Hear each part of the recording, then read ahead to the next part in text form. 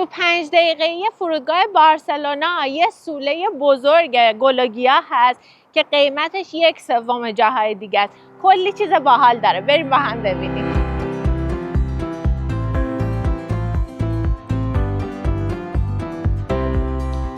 اینجا همه چی میتونی پیدا بکنی، از کاکتوسای بامزه گرفته تا کلی درخت میوه و گیاهای جذاب دیگه. به نظر من اینجا قیمتاش نسبت به جاهای دیگه واقعا مناسبه و روزی که میخواین بیاین اینجا بهتره که حتما 2-3 ساعت وقت بذارین، چون واقعا تنوع هم گل و گیاهش خیلی زیاده، هم کلی گلدون بامزه داره که میتونید واسه حالا گل و گیاه ها انتخاب بکنید.